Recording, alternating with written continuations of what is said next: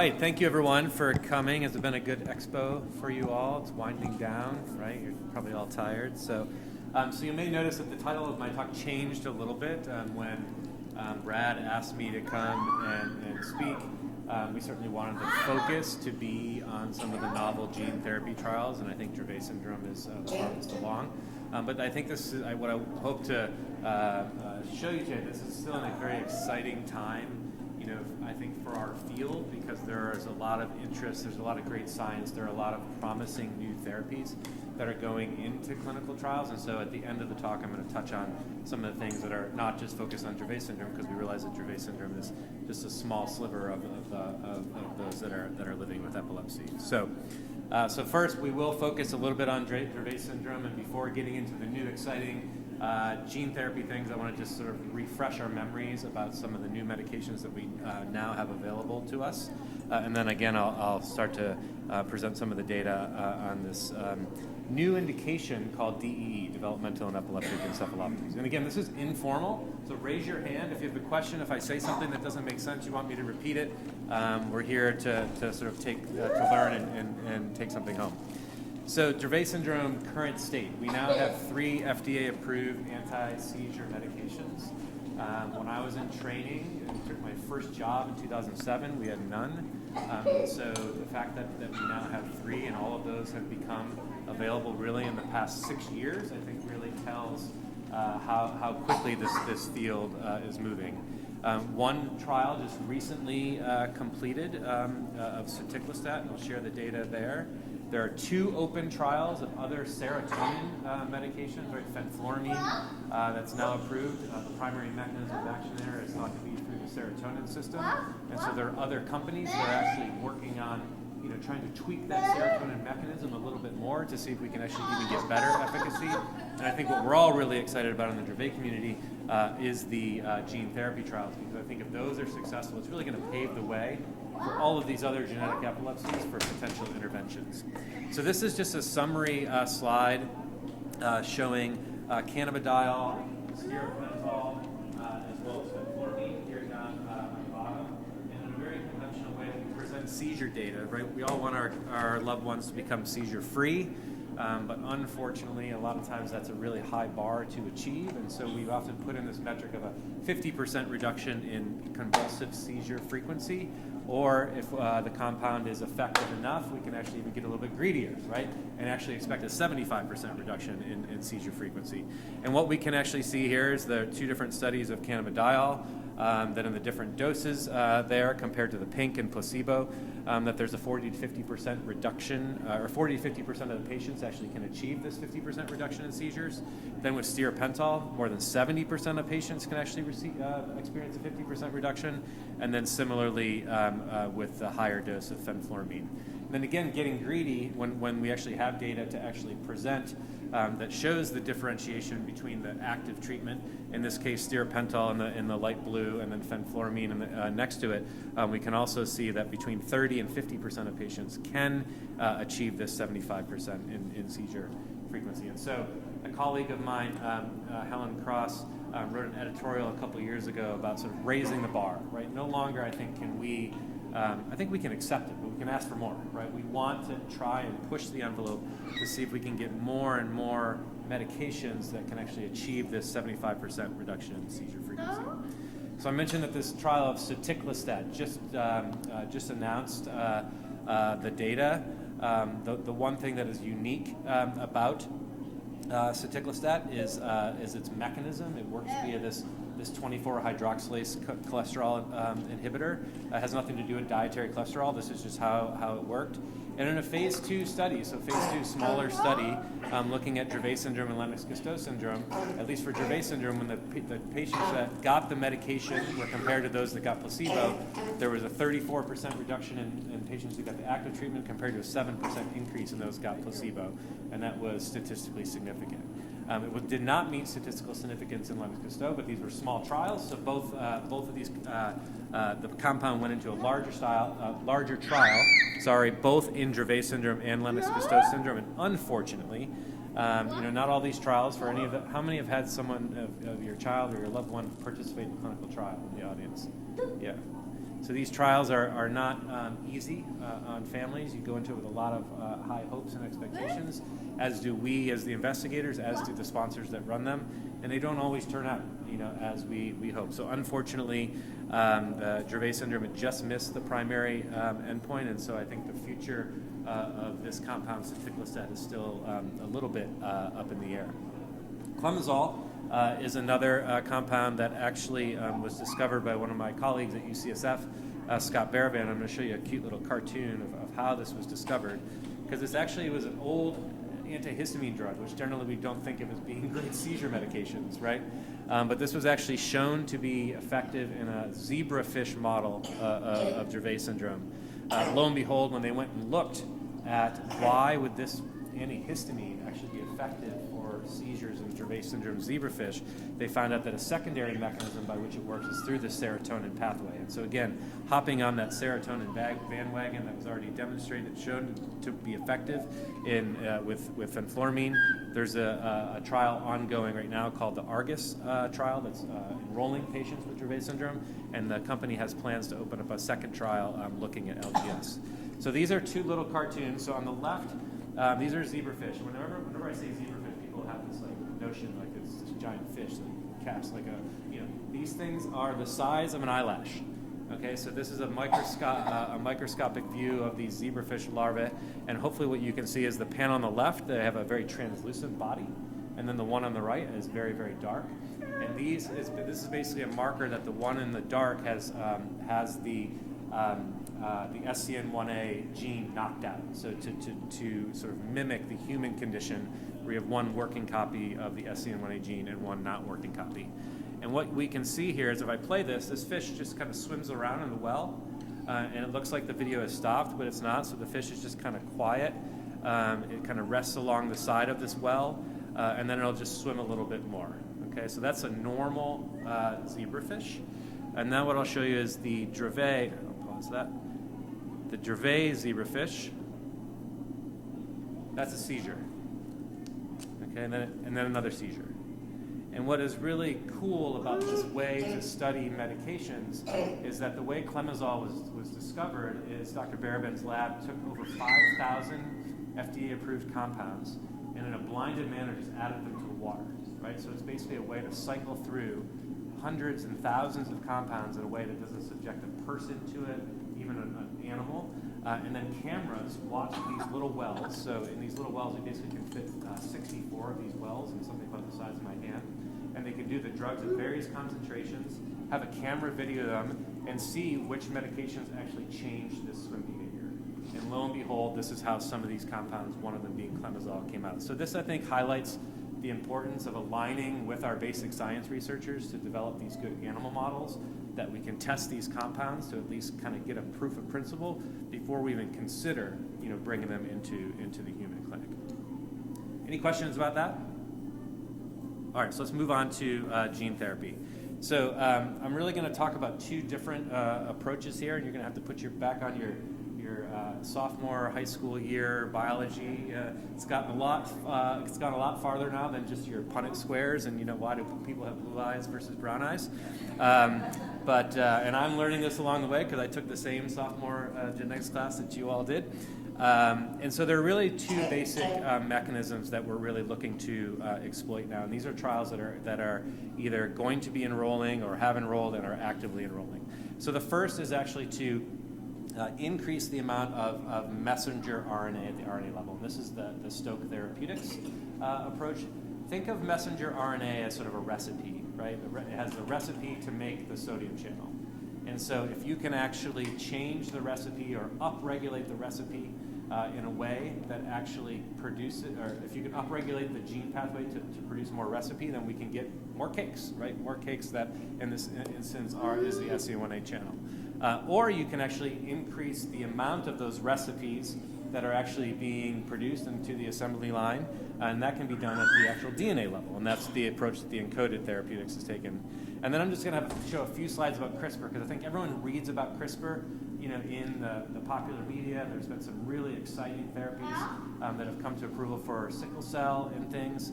And I'll sort of highlight, if we have time, a little bit how it works and how there's a lot of advances being made, but it's still not ready for prime time for some of the central nervous system disorders like epilepsy that we're treating.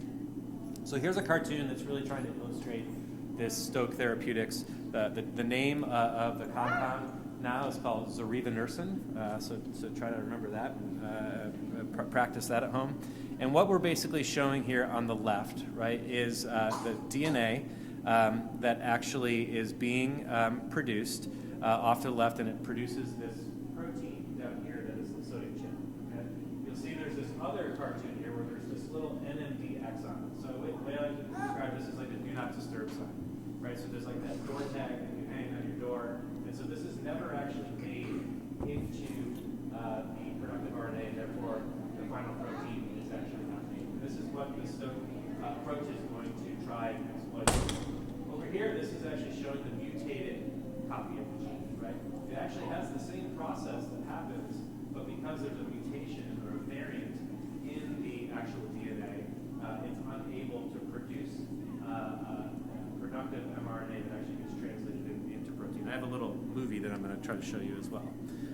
This is the TANGO approach, though, that Stoke is developing. And so the TANGO stands for Targeted Augmentation of Nuclear Gene Output, right? So we're targeting the SCN1A gene. We're trying to increase the nuclear gene so that we actually get an output into the cell. So this is the medication that binds to that exon and excludes it, right? So once that's actually excluded, we can see this looks exactly like that, and it actually gets translated into productive SCN1A protein. The same thing actually happens with the pathogenic side, but again, because you're producing more of that RNA transcript that actually has the mutation in it, it still can't get read and can't get translated into protein. So if you'll give me 1 second here, I'm going to take this right from the Stoke website because this was such a well-done cartoon that I thought it's worth playing.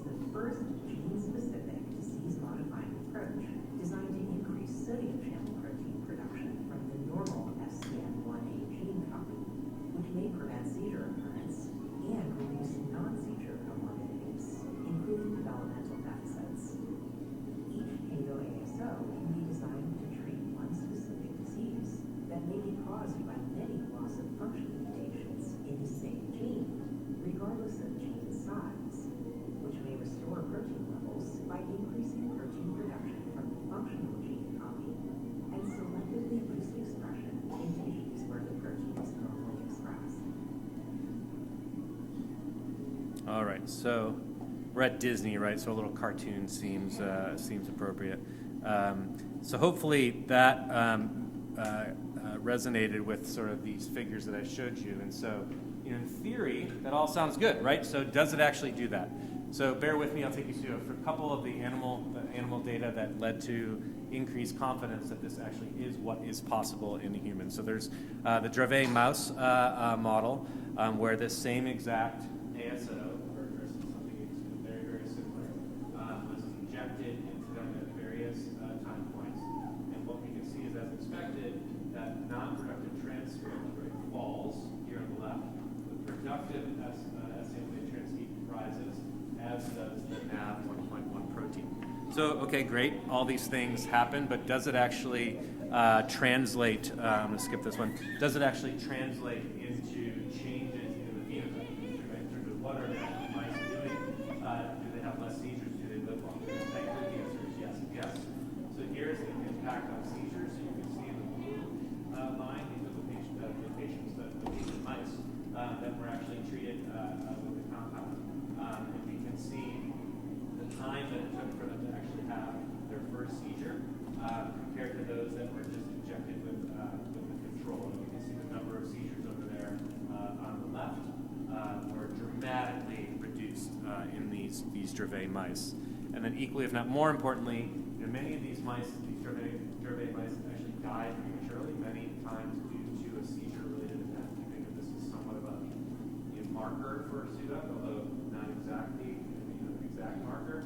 And we can see there up at the top where the mice that were actually injected with the ASO,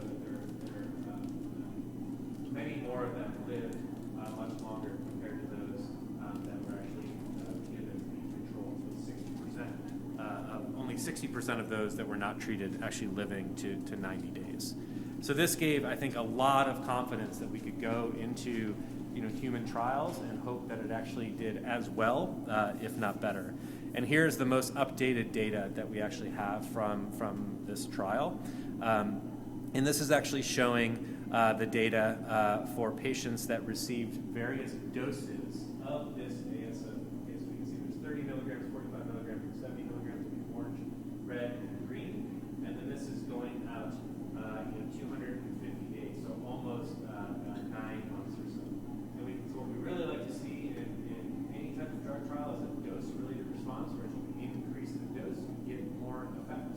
And we did actually see that in the study with the green, representing the highest doses that were given, really achieving sort of this 70 to 80% reduction in seizures after their last dose. And so this is showing 3 months after the last dose, and this is showing 6 months after the last dose, which is actually nice to see that the medication sticks around. We don't have to dose this super frequently, okay? One thing I probably glossed over is that how is this medication given, right? This medication is actually given through a spinal tap, through a lumbar puncture. So it's not something that we would like to do every week or even every month. But if it be spaced out every couple of months, or maybe 3 to 4 times a year, and we can get this long-lasting efficacy, I think it's really, really reassuring. Then, I think a lot of our patients, you all can maybe speak to this, you get excited about a medication, it initially starts to work, and then the dreaded honeymoon effect, right? So does it have this initial impact, and then over time there's this sort of wearing off of effect? At least what we're seeing so far is that we can give these higher doses of the zorevunersen up front, and then lower doses every 4 months thereafter. And you can see in the green here that the durability of the response seems to be maintained. So this is going out 4 months after their last doses in that initial trial. So beyond that, Dravet syndrome is a syndrome, right? That is more than just seizures, right? So the idea here is if we're getting at the underlying cause and increasing that amount of sodium channel protein, the hope is that actually will translate into improvements in all the non-seizure comorbidities that our kids and young adults have, right? So communication, socialization, gait, fine motor skills. And what we're showing here in these figures is that any improvement or anything that moves to the right in terms of the bar graphs are really representing improvements in these different assessments as measured by this tool called the Vineland, which is really supporting that theory, that hypothesis that if you do get at the underlying cause, we can see this improvement. Because this is generally not something we see when you just start a seizure medication and get an improvement in seizures, right? Then you can maybe attest that, yes, if you can stop seizures or really improve seizures and you're not giving as much rescue, your kid wakes up a little bit more and they can go to school and they can participate and they can learn more. But we generally don't see dramatic changes in a short period of time. But if we're getting at the underlying cause, right, I think that's giving us a lot of optimism. Questions about that before I switch over to the second approach? Yes? No dumb questions. Were the patients on trial on other medications? Yeah, that's a great question. So yes, they actually have to be, right? Because we don't want to take all the seizure medications away from any patient who has a difficult to treat. All the medications, though, were kept stable, depending on what arm of the protocol you were in, from 4 to 6 months. So that's how we can actually attribute the improvement, right, to the intervention, which was the zorevunersen, as opposed to it being random chance or someone started a new medication. So, yeah. All right, so now we're going to go into this AAV approach. So AAV stands for an adeno-associated virus, right? So you think virus, so don't get scared, right? So viruses are everywhere. Interestingly, this virus is not known to cause any disease in humans. So it basically is, I try to liken it to a dump truck or like an Amazon Prime delivery van, I guess, as we're approaching Black Friday, would maybe be a better analogy. And so you can take the delivery van that is the AAV, and you can put inside it whatever cargo you want to deliver to a certain cell. In this case, we want to deliver it to a neuron, right? And so what this approach has done is try to put in the cargo something that will increase, again, that amount of sodium channel production. Right? So many of you are maybe asking, well, we know the whole SCN1A gene. Let's just put the whole SCN1A gene in the Amazon Prime delivery van and deliver it to the neurons. Well, unfortunately, this is not the big Amazon Prime delivery van, and it can't fit the entire SCN1A gene. And so what its capacity is here is 4.7 kilobases. The SCN1A gene is 6,000 kilobases, so we're about 25% shy. So the approach, though, is to do something. Oh, let me just show you this other little cartoon, again, in the spirit of Disney. Viruses or AAVs can target specific cells to correct disease-causing improper protein function. Once inside the target cell, the carrier can provide copies of a gene that corrects the defective or missing protein function. To achieve this, AAV genetic material is replaced with a therapeutic gene to restore natural function of the disrupted proteins. A protein shell, called a capsid, encases the genetic material and helps target delivery to certain cells. Once within the target cells, the capsid is shed inside the nucleus to release its genetic material. The genetic material does not integrate into the cell's own DNA, but instead forms an episome. Episomes are not passed on to future generations of cells, thereby ensuring that the effect of the gene transfer is not passed on. Using the body's natural machinery, this allows stable and long-term production of the therapeutic molecule. AAV-based delivery systems. All right, so the key there, I had to poach this from a different, the key there, right, is that it's not, so this is not CRISPR, it's not editing the genome, it's not integrating into the genome, right? It's basically emptying its cargo into the cell, and it sets up this stable episome. It can sit there in the circular, and theoretically it can sit there forever, right? So the difference with this approach also is that it actually could be a one-time and done therapy, because once the capsid delivers its cargo, it can stay in the neuron, and unfortunately, because our neurons don't divide, right, they're going to sit there, that genetic material is going to stay, and then it's recognized by all of the mechanisms that our cells use with our own DNA. It recognizes this episome, and it makes whatever we're asking it to make. And so in this case, because the SCN1A gene is too big, right, what we're doing is we're inserting what is called a promoter, right? So this is the drug that's emptying this episome. And what it's emptying in there is this transcription factor, which is actually going to bind on the DNA strand and tell the working copy of the non-mutated copy to make more RNA. Right? So think of it like an assembly line. Right? You have two assembly lines. One of them, unfortunately, in Dravet syndrome is not working. The other one's working normally. But if you can tell that one assembly line work harder, right? Maybe it can compensate completely for the one that's not functioning. And so just to show this, so this transcription factor, right? Once it's dumped in there into the neuron, the cell proteins will actually read it and make this transcription factor. It then will bind. See in this cartoon here, it's showing that it will bind upstream, so above where the SCN1A recipe is, and basically then use your own cell's transcription factors to basically say, make more. Then the idea is if it's making more, then now we're down to that messenger RNA sort of level, right? And then that's going to be, that recipe is going to be read, make more protein, and insert itself into the neuronal membrane. And in the same way, or in a different way, but the same end result, if you have more of that functioning sodium channel, it should treat seizures and hopefully address a lot of the other non-seizure things. One other thing that I failed to mention, there's this other RE there, this little blue thing. So it stands for a regulatory element. So this actually has another little precision part where you can basically direct the Amazon Prime to only go to the neurons that we want it to, which is hopefully going to limit any of the off-target, right? Because if you just send out a bunch of bands without an address, right, it could be a little bit mayhem, right? And so this actually tries to target those specific cells that we feel are most problematic in patients with Dravet syndrome. So in the same spirit, does it actually do that, right? It all sounds good in a cartoon, and I can tell you, yes, when this drug is given to a similar mouse model of Dravet syndrome, we can actually see here on the left, these are the normal mice, kind of with that bar set at 150 normal. These are the mutated ones. These are the ones that are actually given this AAV. Now again, these are mice, not humans. And you may say, well, it doesn't get all the way there. It doesn't, but we don't necessarily feel that you actually have to get everything back to 100%.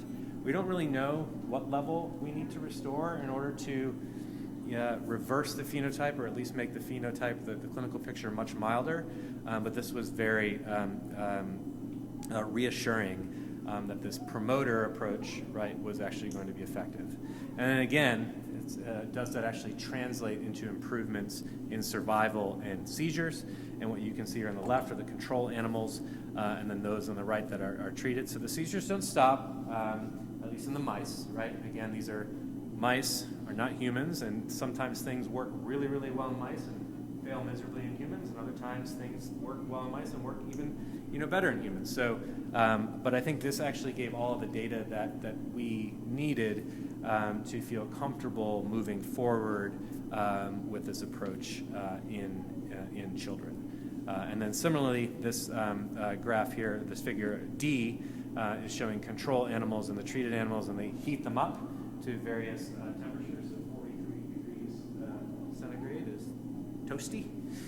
It's like Death Valley temperatures. And you can actually see that those that were treated, none of them actually had seizures. So that's also very, very reassuring. And then the survival curves, much that I showed you with the mouse models with the Stoke Therapeutics product, we can see that much improved survival with those that were treated versus untreated. Untreated, many of them 300 days out, 70% of them that died. In comparison to those treated animals, the overwhelming majority lived up to 500 days and beyond. So enrollment, we're excited to say, is currently underway globally. There have been patients that have been dosed in the US, the UK, and Australia. And right now, the part of the study is in a dose finding and safety phase. And so once those initial patients are enrolled, a dose will be settled upon, hopefully one dose, maybe two doses. And then a larger sort of phase 3 will hopefully start enrolling in spring of 2025. Sorry? Oh, no, good question. So no, this is given in a very different way, actually. So in order to get the maximum concentration of the viruses, right, it actually is given directly into the ventricle of the brain. So it is a brain surgery. It's one time. And I don't want to minimize that it's not brain surgery, but it's minor brain surgery. So I can say that because my daughter had brain surgery, so maybe I can feel a little bit of that. But so it's a hole called a burr hole, usually put in the right frontal part of the skull. It's about the size of the tip of your pinky finger. Then the dura, which is the coating of the brain. There's a small little incision that's made in it, and then a catheter that's almost like the caliber of like a cocktail straw is placed. And this is all done with MRI navigation, so the surgeons can plot their trajectory within millimeters. And the ventricle in humans is actually quite large. So you're talking about something, even in a young child, something that is maybe the size of a golf ball or larger, and so can very easily be targeted. And then the medication is given through that catheter, and then a couple stitches, incision in the skull incision in the scalp is sutured up, and is pretty much healed in about 10 to 14 weeks. So yes, it's a bigger deal than lumbar punctures, but also one time, right? So. Yeah, so the part one is dose finding. So there is not a placebo arm in part one. Part two will have what's called a sham procedure. So I will be blinded. Everyone except the surgeon and one study coordinator will be blinded. And there will still be an incision, and there'll still be a burr hole, but no catheter will be placed into the brain. And that's really to, unfortunately, in order for us to best understand if there is a change between treated patients and untreated patients, not only for FDA and regulatory approval, but for us, I think, in the community, for us to, put our kids into any of these, to give them any of these products, I would want to know in prescribing them, okay, how much did they help, and what were the risks that were directly related to the procedure, right? So, but then there's going to be a crossover. So those that were in the sham arm will be able to, after a certain period of time, cross over and get the medication, and then we'll be able to compare, those two groups and hopefully lead to approval. Great question. Yes. Yeah, it's a great question. So, in the protocol, patients are given immunosuppressive medications to blunt various parts of the immune response, and it actually is the AAV9. It does exist, in the world, and so there are some people, but it doesn't cause any human disease. So there are some people that have been infected by it and actually do have antibodies. And so that is one sort of exclusion criteria, that when kids come in and get tested, we have to test their AAV9 antibody level, because they've already been exposed to the AAV9. The immune system, even if we did immune suppression, the immune system is really very likely to be great. So.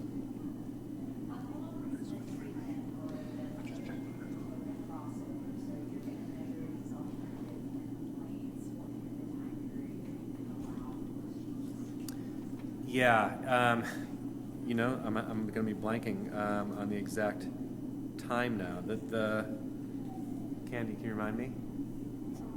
Is it 4 months? Yeah. So the endpoint is 52 weeks, but 4 months is the actual crossover. Yeah.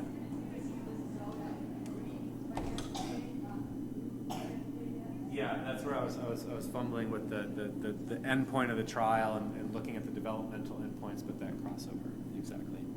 Yeah. So recommended is kind of the wrong word, I guess. So we're starting out in younger, age groups. The protocol here in the U.S. is going to be under 4 years of age, with the idea that earlier is going to be better, but not necessarily that there's ever a time that's too late. But at least for the regulatory trial, it would be 4 and under.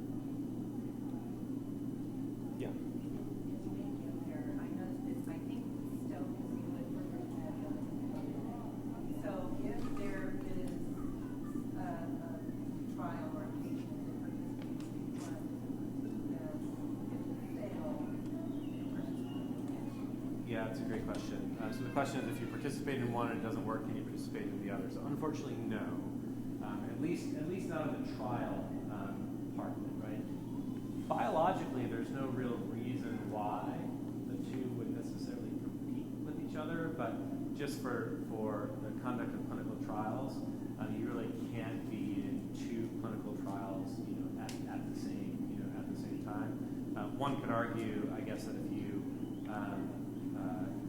didn't receive the stoke, that's washout, but if you actually receive the AAV9, you're almost forever in the clinical trial, right? The hope is that that episode is still creating that promoter. So, yes. If there's found to be an adverse effect, like you're saying, it's a one-time treatment that's in your body for forever, is there any plan to, is there any Amazon truck that can go back and replace? Go in and push reverse. No, it's good. Yeah, return. Yeah, your return label. That's good. So no, I mean, I think a lot of there's been a lot of other trials done with AAV vectors in humans, and to the best of our knowledge, present day, right, a lot of the side effects are due to the initial AAV therapy, the immune response, not necessarily, the cargo that delivers. That being said, right, this is research. It's the first time in humans we don't know. There could be an immune response to the cargo that would potentially be able to be treated like with any other immunosuppressants to get through that.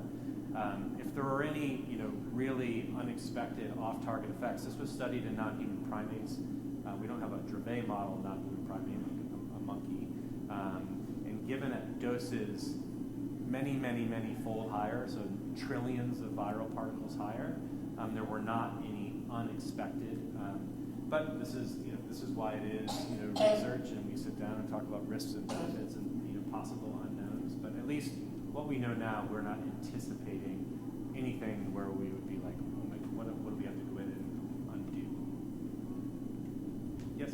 How big is the cohort that you guys are targeting? Yeah. So final number is not determined. Well, in the Stoke phase 3 trial, we're looking at probably 150 patients.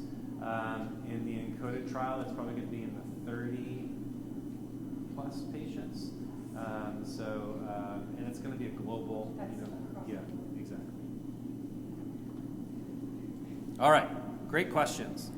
So I have some time here to go over CRISPR. Just not that there's anything that's in the pipeline, but I just think it's helpful to understand, what CRISPR is and why it may not be ready, so for prime time. But again, things are happening very, very quickly. So there'll be a test of this at the end of the basically said cluster regulate interspersed short palindromic repeats.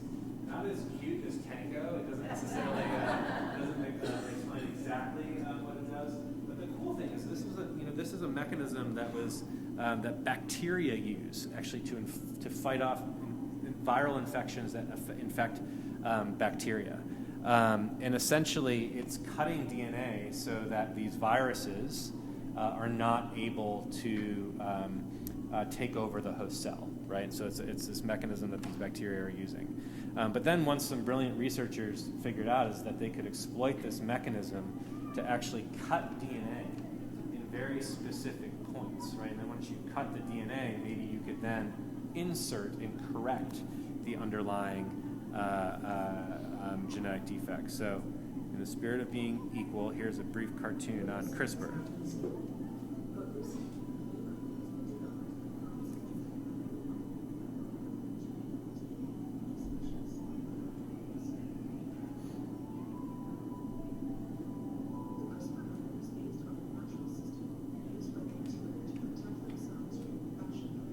That's a virus. It inserts its DNA.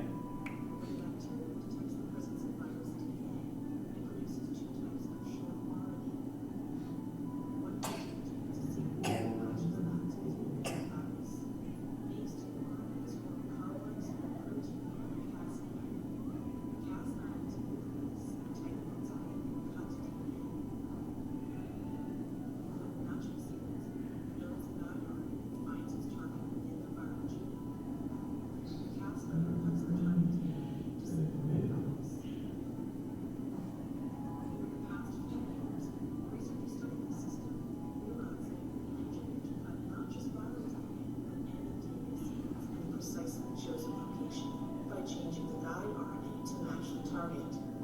And this can be done not just in a test tube, but also within the nucleus of a living cell. Once inside the nucleus, the resulting complex will lock onto a short sequence known as the PAM. The Cas9 will unzip the DNA and match it to its target RNA. If the match is complete, the Cas9 will use two tiny molecular scissors to cut the DNA. When this happens, the cell tries to repair the cut, but the repair process is error-prone, leading to mutations that can disable the gene, allowing researchers to understand its function. These mutations are random, but sometimes researchers need to be more precise. For example, by replacing the I'll skip through that. So that's just a bit. So it's just again, it's this bacterial process that now we in the lab, not we, people that are much smarter than I, can actually create these license plates, right? These guide RNAs to target that Cas9 these molecular scissors to cut at very, very specific points in the genome. But again, cuts are not edits, right? So the way that bacteria use this is, okay, they cut the DNA and then the DNA just disintegrates and then therefore the virus can't replicate. So how do we actually turn this into an editing strategy? Again, this goes back to your 10th, 11th grade genetics and biology with the 4 bases, right? We have C and G and T and A, and there are different base editing primers, base editing systems that can make these switches. But we don't actually have editing systems for every single substitution. So again, this is something that is actually progressing at a very, very rapid pace.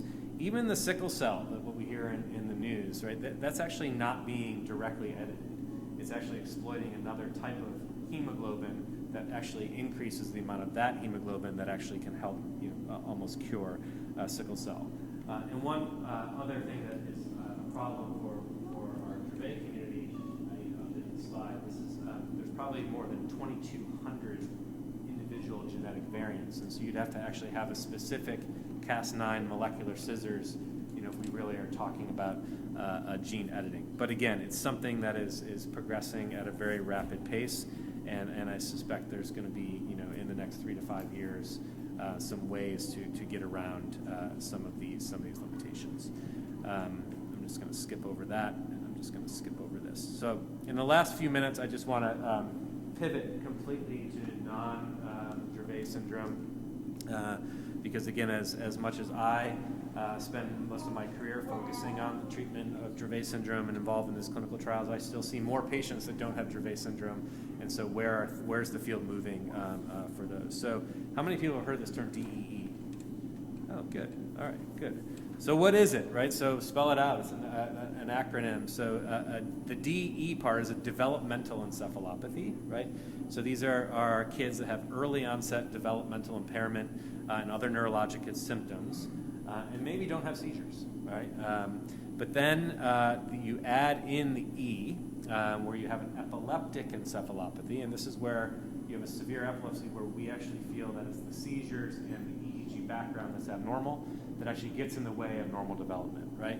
And then you put them together, you have the DEE, right? So this is a lot of patients that I care for in clinic. So someone who has pre-existing developmental delay, they then start having seizures. It seems to exacerbate the underlying development. And so therefore our goals really are not only to control the seizures, but to try and improve the EEG as much as we can, and to try and get at the whole underlying process, right, so that we can improve development and seizures hand in hand. And they don't necessarily have to begin in childhood. So this is very common, depending on how one defines it. This was actually a study that was done in New Zealand of almost 100,000 children that were born over almost a 20-year time period. And the estimates are about 300 in per 100,000 patients. And when you really look in at the very strict definition of DEE, it's about 1 in 600. So that's actually not that rare, right? We talk about Dravet syndrome being about 1 in 15,000, and then DEE is 1 in, let's just say, 600. It's 30 times more common, this DEE. And so what is being, and then when you look at that specific cohort, We can see Dravet is certainly in there. Lennox-Gastaut syndrome is certainly in there, but there are a lot of others, right? This generalized DE, it's even more common than Lennox-Gastaut syndrome, that these are other important clinical diagnoses. And if for those of you that have children that don't qualify for one of these trials because they don't have LGS or they don't have SCN2A or they don't have Dravet, you're like, hey, what about me? Help is on the horizon. A lot of what has actually been, I think, a barrier to clinical trial development in this area has been the FDA hasn't really given sponsors much confidence that they do a trial and spend all this money and spend all of your time in participating in a trial if they would consider DE a specific diagnosis, right? They sometimes have thought, oh, it's too broad, it'll be abused, but I think we're making headway with them, and I think a lot of that is because a few sponsors have actually said, oh, we're just going to do a trial and let's just see how the patients do. So this is, I think, a fairly, I put the little Goldilocks in there. It's not too broad but not too narrow, so you don't want it broad where it's being abused, and you don't want it to be too narrow where you can't use it in anyone. So early onset seizures, you have to have more than one seizure type, have to have some developmental impairment, and have to have some abnormal EEG. And so this was the top line data from the Pacific trial. People heard of the Pacific trial from Longboard, a local company. A medication called bexicaserin. So this is another serotonin agent that is more specific for the 5-HT2C serotonin receptor. So the idea is that could this be even better than fenfluramine, not only in Dravet syndrome, but in other developmental and epileptic encephalopathies, and maybe also not have the same potential cardiac risk. And so this was the entire trial of all patients. There was basically 3 groups that were included. There were Dravet patients, Lennox-Gastaut patients, and this DE other patients, which was the definition I just showed you. And lo and behold, we can see the difference in responders here, right? So those that actually received bexicaserin, so 35 patients, had a 60% reduction in seizures. Those that received placebo, about 17%. This was actually, this phase 2 design was a treatment enriched design, so more patients got active treatment than placebo. You can see the delta there was 40+% that was highly statistically significant. And then when we actually look at each of these baskets independently, there were only 3 Dravet patients in the study, and just it was a randomized study. Just so happened all 3 got randomized to active treatment. But we can see a pretty dramatic reduction there in seizures. And the reason why there were so few Dravet patients is one of the exclusion criteria that you could have been on fenfluramine or on current fenfluramine, so that'd be a group a little more challenging. But if we look at the LGS, and really the purpose is to focus on this DE other, we can see that these patients with DE other respond similarly, or if not maybe a little bit better than the broader group of patients with Lennox-Gastaut syndrome, with 65% reduction in seizures in those 15 patients compared to only 30% in the placebo group. And then when you look at these individual patients, so each one of these little triangles is an individual patient.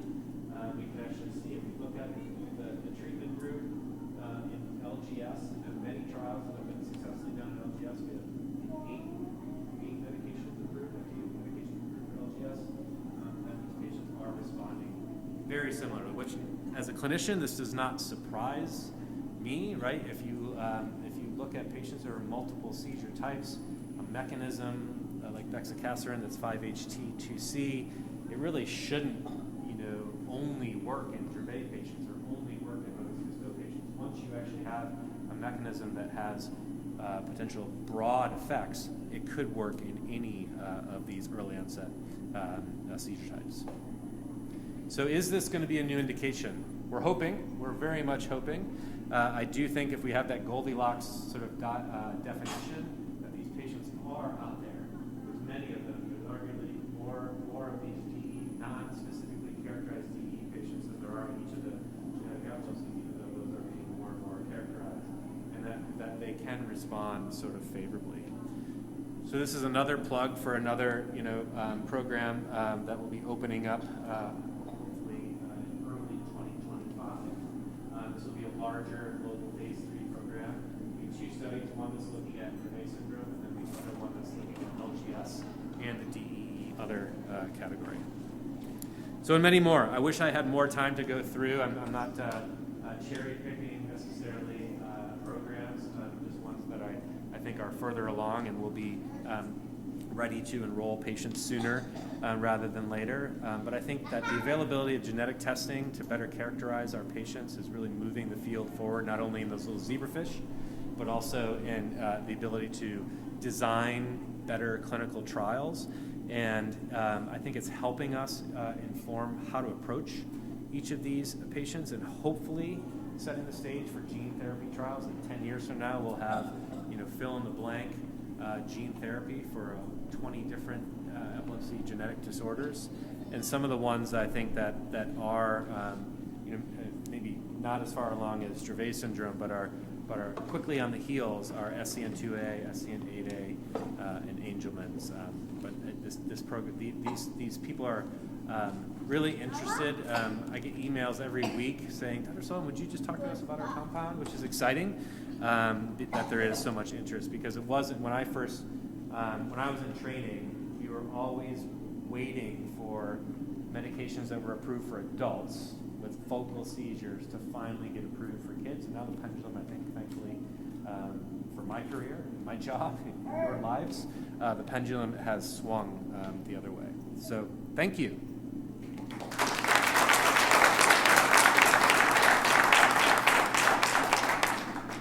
Other questions? Yes? Is there back to Stoke, is there a crossover for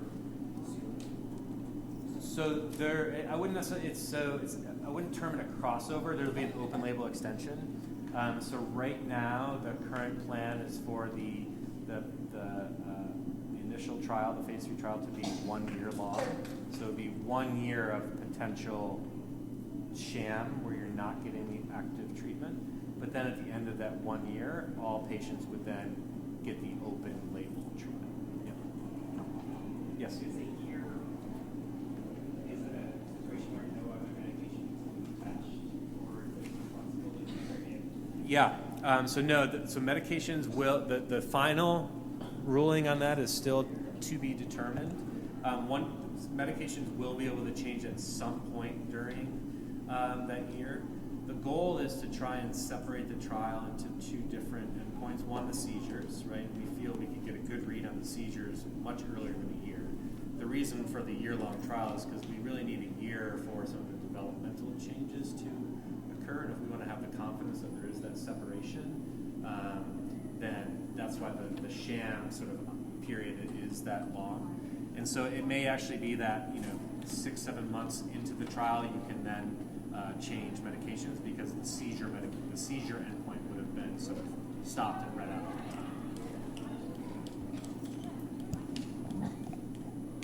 Yes? If the phase 3 goes well, what is the next on the horizon for Stoke? The next medication? No. Oh. To be actually not just studying. A trial, yeah. So the hope would be that it would follow the normal FDA new drug application approval. So if the study reads out and meets the primary endpoint, then a new drug application is submitted to the FDA. We're dealing with the federal government, so that process sometimes takes 6 to 12 months. But then the idea would be that it would be approved, and that your local neurologist could prescribe the zarivanersen, as long as you had SCN1A mutation in Dravet syndrome. Yes. Have you seen any benefit in these things like a temperature regulation? It's so hard for SCN1A, kids, adults, to regulate their body temperature, which causes seizures when it gets extreme heat, or just also going from the bath to get out of the bath or the swimming pool. Yeah. Have we seen any evidence that this could help some of those things? So yeah. Well, let me make sure I understand your question. So we definitely have seen improvement. I have patients in the trial of my own that didn't used to be able to go outside or go to the playground, and now are running around and playing t-ball, and so that temperature sensitivity to seizures has definitely improved. But yeah, that question, that's a harder question to answer. We're not systematically taking daily temperatures to understand if some of that dysautonomia is actually being affected. I think it would be, not that it's impossible, I think it's something that would be hard to measure, but it is a great question, something that could be looked at. Yes? Providing all of these low-dose medications, it will take a specialist, not a pediatric neurologist,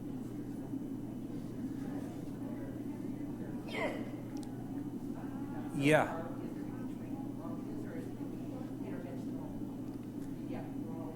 Yeah.